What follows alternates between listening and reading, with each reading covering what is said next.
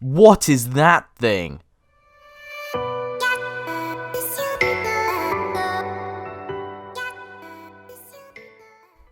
So the graphic novel Terrorformer is the first collection of 12th Doctor comics in the Titan range, containing the stories Terrorformer and Swords of Octity.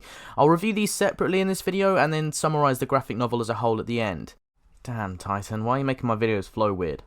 Robbie Morrison wrote both of these stories, which is surprising as I have completely different feelings about both of them. Morrison is mainly known for his work on Judge Dredd, but has also done a lot of work previously for the Nikolai Dante series. In relation to Doctor Who, however, he went on to write great stories, like The Weeping Angels of Mons and many more of the 12th Doctor range.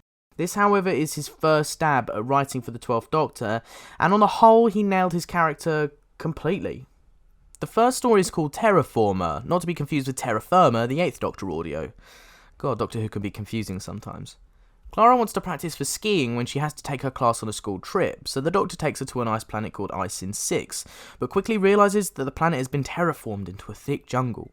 After being captured by a businessman responsible for this, the Doctor and Clara soon realise that something is interfering with the terraforming process, and quickly establish that an ancient sentient sun known as a Hyperion is behind this, looking to destroy all life on the planet and planets beyond to help fuel itself. The Doctor puts a stop to this, however, by using the Terraformer against it, reversing the area around the Hyperion to how it was before the planet was terraformed, freezing it permanently. The story ends with a close-up of Neptune and implies that Hyperions are in our solar system, and one has just been brought to life. This story was definitely the best of the two. The Hyperion was an interesting villain, despite the fact that we've already seen a bunch of sentient suns in the past. Only a Doctor Who fan will say sentences like that. The alien sun brought a kind of ancient, mystical air about him, which was entertaining to see in the same way a character like Sutekh is in classic Doctor Who. It just felt powerful and cosmic, which was really brought to life by the artists.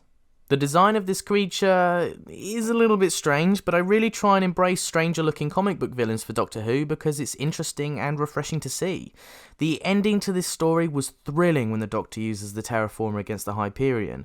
I genuinely didn't see how the Doctor was going to beat this thing, and to have a resolution be as clever as it was just so satisfying. The plot feels well paced, and the characters are all fleshed out enough so they add to the story and the atmosphere. Dave Taylor was the main artist behind this one. He worked at Marvel UK in 1990 before entering the US comic field a few years later in 1994. He unfortunately had a bad experience with this, however, and was struggling to meet high expectations and demands for the company. He was later told that he would never work in comics again and took a career break for a while. He returned drawing for Judge Dredd and then this book for Doctor Who. The art melds well with the style that Morrison was trying to go for and brings most of the characters to life. I don't think this artwork was as good as some of the other Titan releases, such as Weapons of Past Destruction, but it certainly does the stories justice and captures the audience. The movement sometimes isn't quite right either, and Clara's likeness isn't there.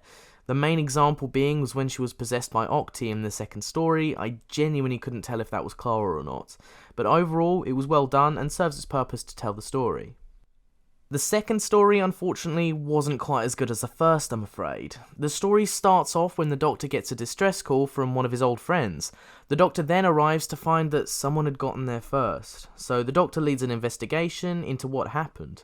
It turns out ancient India was a battleground for alien war, which contributed to their rich myths and legends, and one of the weapons that a celestial called Octi used is still on Earth, and she's trying to retrieve it. The Doctor's friend got killed because he was working for a company that, unknown to him, was in league with Octi. When the Doctor's friend questioned their motives, he was quickly disposed of, leaving only his memories of travelling in the TARDIS behind. Octi retrieves a sword and uses Clara's body to return to Earth. The Doctor then has a sword fight with her and uses all the souls she collected against her, and then defeats Octi. This story was kind of all over the place, and it was quite hard to keep up with at times. It was jumping back and forth from past to present, and I'm not really sure that was all necessary. I found it hard writing the summary of this story, as I had to miss a ton of stuff out from the plot, because it was so complex I could be here all afternoon explaining everything. The enemies were okay, nothing show-stopping or groundbreaking, it was just kind of insert monster of the week here, and they didn't do or have anything special other than the ability to climb walls.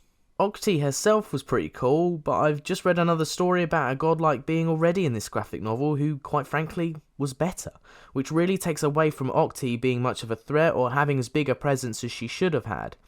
This story does have a satisfying ending, however, as two of the main characters, one from the past and one from the future, both get together. Stop pulling at my heartstrings, Titan. Honestly, this story was a bit of a struggle to get through. It does some things well, but it wasn't very good.